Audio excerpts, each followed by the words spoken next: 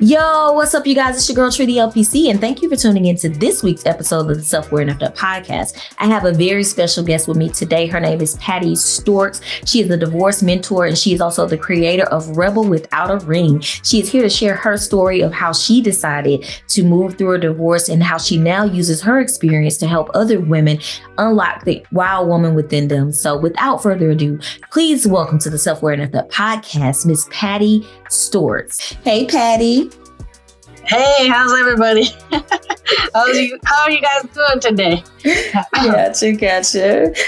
I am so excited to chat with you today. I didn't know that there were people out there that do what you do. When I saw it, I was like, okay, yeah, absolutely. I have to talk with her because it is something that I feel like so many of us kind of in relationships and marriages kind of struggle with. So can we just go ahead and get started by having you tell the audience a little bit about yourself? Yeah. So, a couple years back, around 2022, I ended up, unfortunately, deciding to separate from my ex. And, anybody who's been in the divorce process or has even thought or contemplated about ending their marriage, it's obviously a very difficult decision. And so it's not an easy decision. That's like one of the biggest taboos and very controversial issues around divorce. There's so much stigma. You should stay in your marriage and stuff like that. But I decided to separate just because I was no longer happy in my marriage. And I went through chaos going through it, and I know there's a lot of women out there who are dealing with the shame and the guilt of going through it. And so I decided to become a divorce mentor for women, and I created Rebel Without the Ring to help women through the entire process of divorce. So that is where I am right now today. And I'm really excited to help women completely switch their mindset around feeling bad for ending their marriages. And I want them to start wrapping their brains around choosing themselves and really deeply connecting with the wild woman within. Okay. The wild woman within. I was very intrigued by that. But I want to go back to something you said, like you kind of faced a little bit of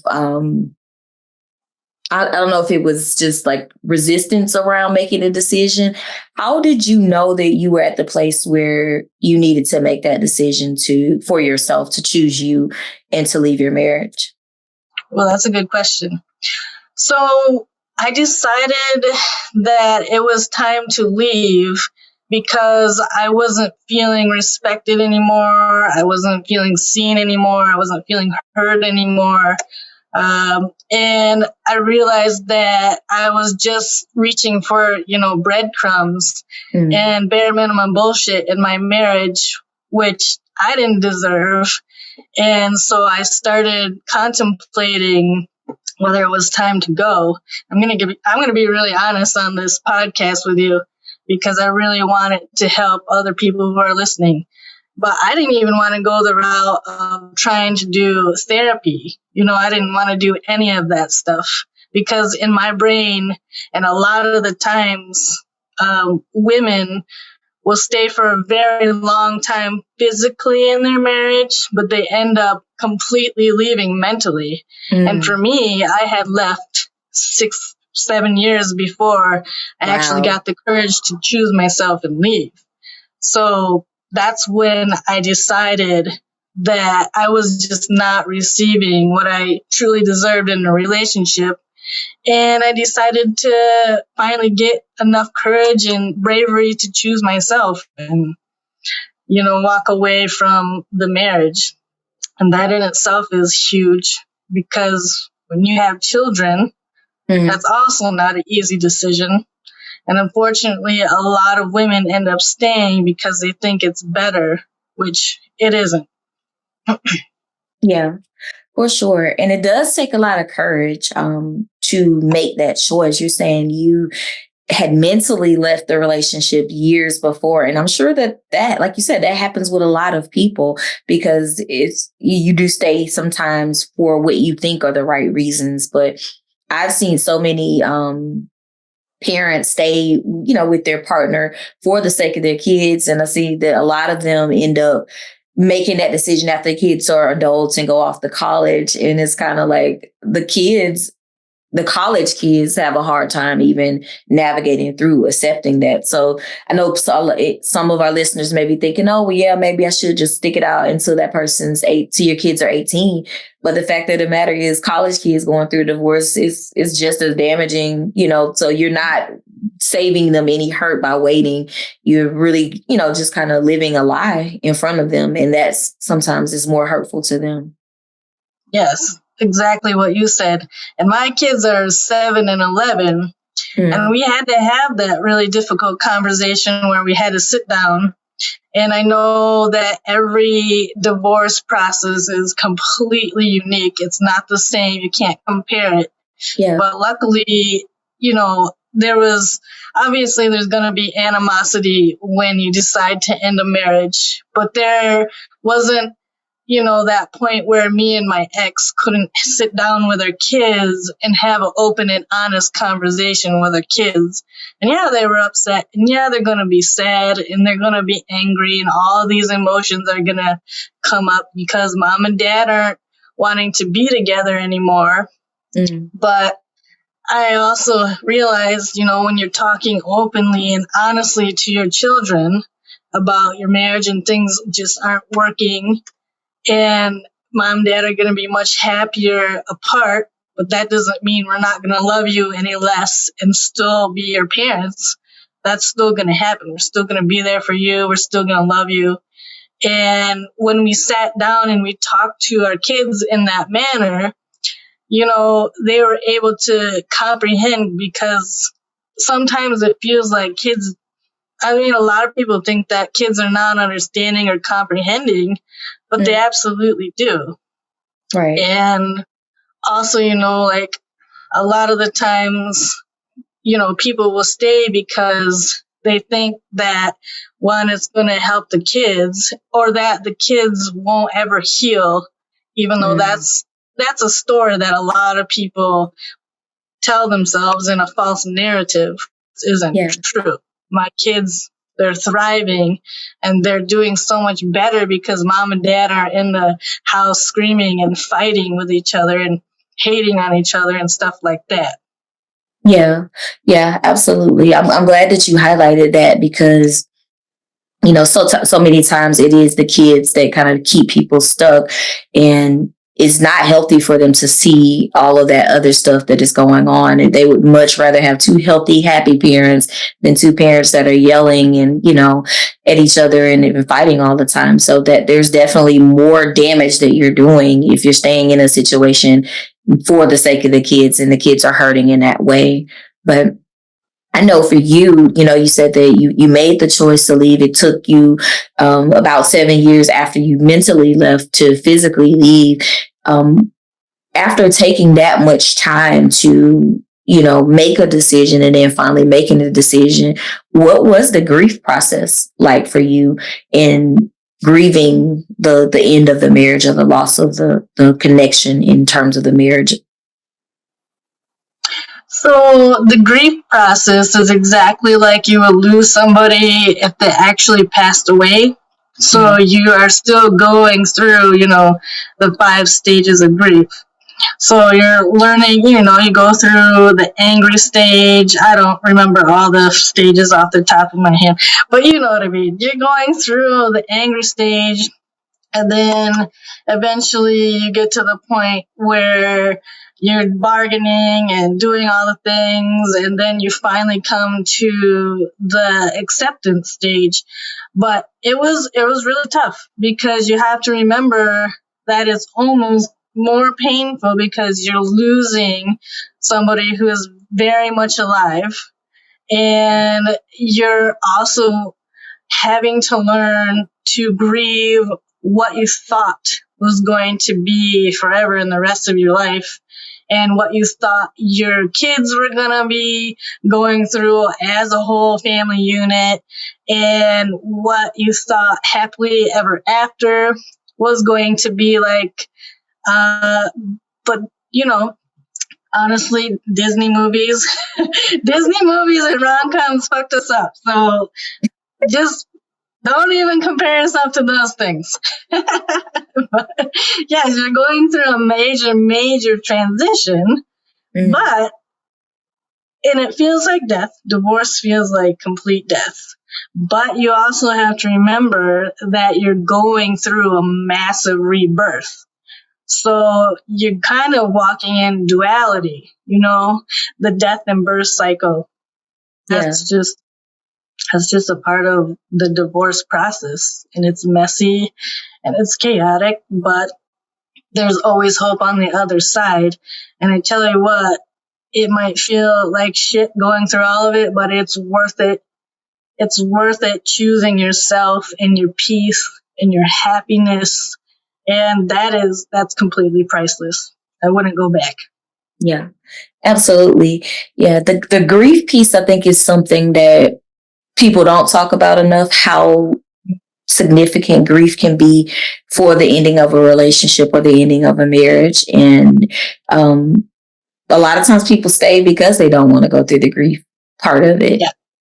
But you've kind of created a way for women to excel after a divorce and kind of move forward. And this idea of a divorce rebel, can you speak a little bit more about, one, how you even, came up with that narrative, but what is that exactly? Okay, yeah. So I came with a rebel without the ring, because you know how there's so much stigma around divorce. Like back in the day, nobody would ever talk about it. They wouldn't mention it. Everybody would be like, "Oh, I can't believe this is happening. This is the end of your life. What are you doing?" And I remember at first my mom was like, "Well, can't you go to counseling? Can't you make it work out?" And I was like, "No, I'm not doing any of that shit. I'm not doing what our grandmothers decided to do and what some of our mothers decided to do, and not going through any of that." So I guess in a sense I came up with Rebel Without the Ring, because it is breaking the stigma of divorce and saying I'm not going to comply to society's bullshit anymore, and I don't give a fuck, about what society is telling me to do as a woman. Yeah. I mean, let's go into a little bit about, the history. Our grandmothers most of them, did they even really want to get married? Probably not. But They had to, because they couldn't get, bank accounts, money. They couldn't get credit scores, credit lines, couldn't own property, land, house, nothing. Until 1974, when the laws started to change. So that's pretty mind-blowing, because that wasn't very long ago. Right. And now we are in this incredible era, right, where women, we don't need men anymore. We can support ourselves. We have our own amazing jobs. We can have our own money. It's now in the real estate business, they're showing that single divorced women are buying up all these houses and stuff. Like back in the day when they weren't able to do any of that. And that statistically proven that women who are not in marriages are actually thriving even more. But I created this Rebel Without the Ring, always been like this black sheep, like the lone wolf. And I was Okay. like, I want women to learn how to live their most incredible, fabulous life and break the stigma that divorce is the end all be all. You can create your own happily ever after, Right. and you don't need to tie your value to men, marriage, and children. That's just simply not true, you know? Yeah. So I love the idea of rebel without the ring, because I do agree with a lot of what you said. You know, like we were kind of stuck.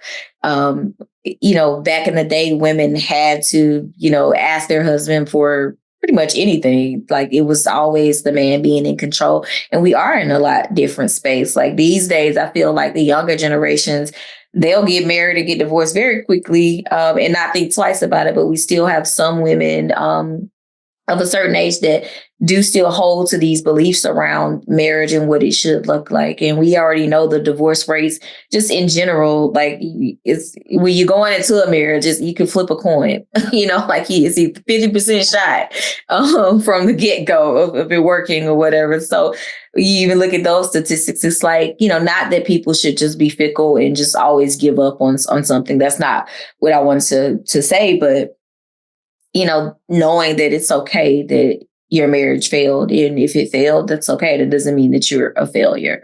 But you said something earlier about helping women unleash the wild woman within.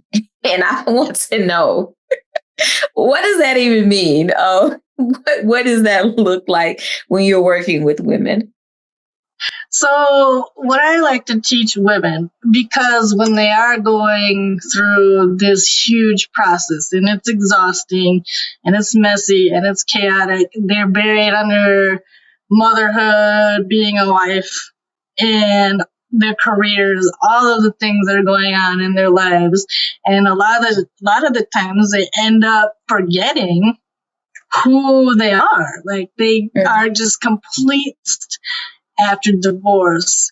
And now I'm trying to help women understand that there's always been this incredible wild woman living inside of them. It's just unfortunately, you know, the patriarchy and the society has buried it inside of us and almost extinguished it. And the society has been trying for so damn long to pretend that there is no wild woman and that she doesn't exist. So what I do is I help women really unlock that and unleash it and teach them that they can have the most incredible life ever. And they don't need to wait anymore to do it. They don't need to be married to do it. They can go out. And so I help them tap in and really deeply reconnect and see that wild woman within her again. Because we all have her. She's all sitting there waiting for us to be like, hey, see me. I want you to see me again. So that's what I do. Yeah, gotcha.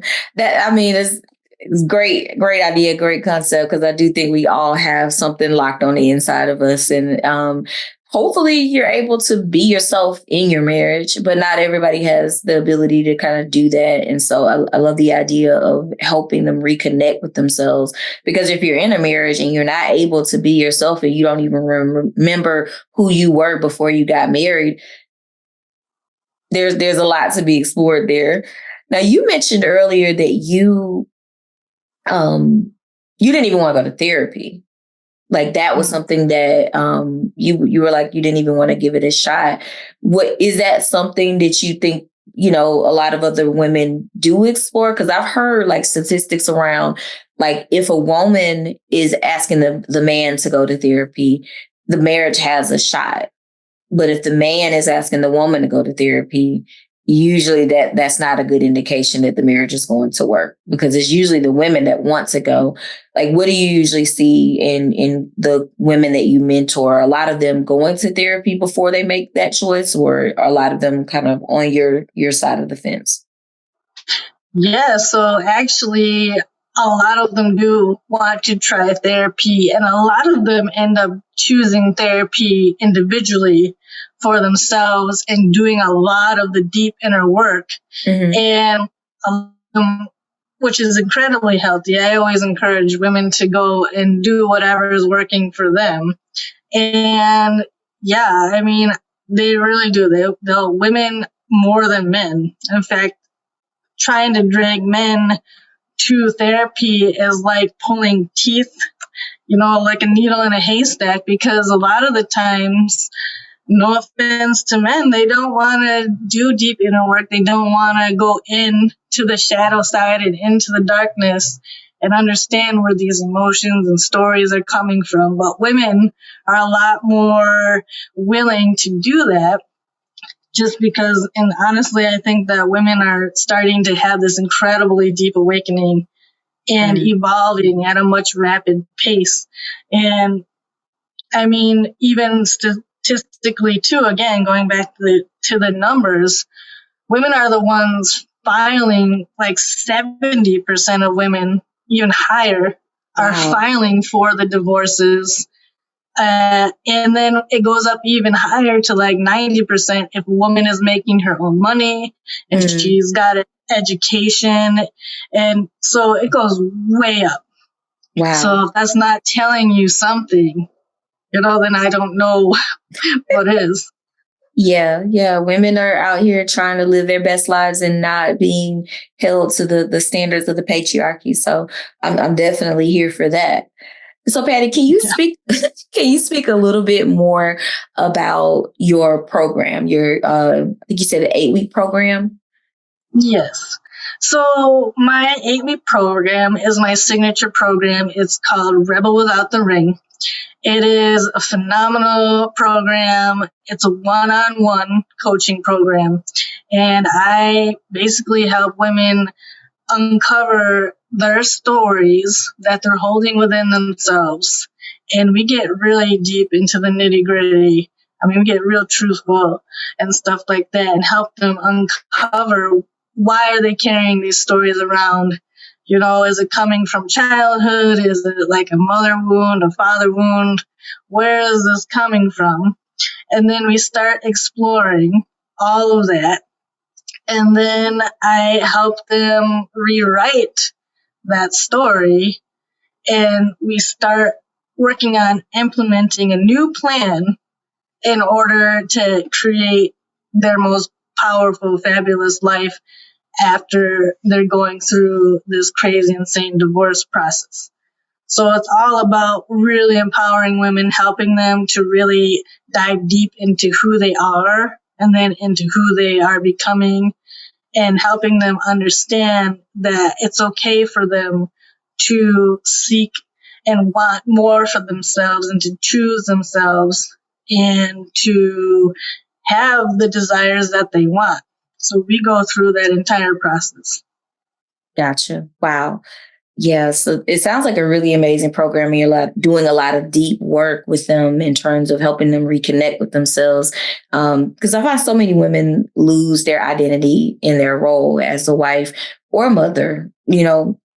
So many of us define ourselves by what we do versus like who we are on the inside. So definitely love that program. I wanted to kind of shift gears for a moment to kind of just check in with you. I know we kind of explored some things about you, but I want to know, how do you personally connect with the idea of being self-aware and fucked up? For me, I have become deeply aware of, I guess you could say, flaws, and where I am like completely fucked up. I think it's all about self-awareness and being completely willing to go in deep within yourself and really want to explore yourself. I think self-development is one of the greatest tools you will ever have in your lifetime. But you have to be willing to go into the shadow side and the darkness, because I think what most people don't understand, and it took me a while to get this part for myself, is that all your magic, that's where all your magic lies. All the answers, all the keys. If you want to end up living the most fabulous, abundant life ever, you got to be able to go in within yourself and get really honest and raw and open with yourself. Because if you can't do that, you're just going to stay in a very vicious cycle, and it's going to be difficult to move the needle forward or even take those action steps. So that's been a huge, huge help for me, is just becoming very aware of myself. Yeah. Gotcha. Definitely. Thank you for sharing your self-aware and effed up moment. Is there anything else you want to share with the audience about, divorce, or to women that may be contemplating divorce? I just want to say to women that I hope that you find the courage and are brave enough to choose yourself. And I really hope that you just don't stay for the kids, and I know it's really, really difficult to not do that. But I promise you, it's going to get better. I promise you, you're going to have this most amazing life once you finally are brave enough to choose yourself, because you're worth it. You're worth fighting for every single moment of every single step. And obviously, I'm here, as a divorce mentor. There's therapists out there too can help you, walk you through all of that. But know that you're not alone and that you don't have to do any of it on your own and by yourself. Don't do that. Thank you so much for sharing that with the audience. Patti, one last question before we go. How can people connect with you if they want to do your program, or if they want to get coaching with you? So just go to my Facebook page. Just go to PATTI, Patti Eisen, EISEN, and then Steorts, STEORTS. That is the best way. I'm very active on that page. Hit me up in the DMs. You'll see what I do. And I am uncensored and unfiltered. So if you don't like that, don't come to my page. Gotcha. Well, thank you so much for your time, Patti. Guys, please make sure that you connect with Patti. All of the information of how you can connect with her will be in the description of this episode. Also, be sure to follow me, Tree the LPC, on all social media platforms under the handle Tree the LPC. Until next time, be safe, be well, and make sure that you take care of your mental health.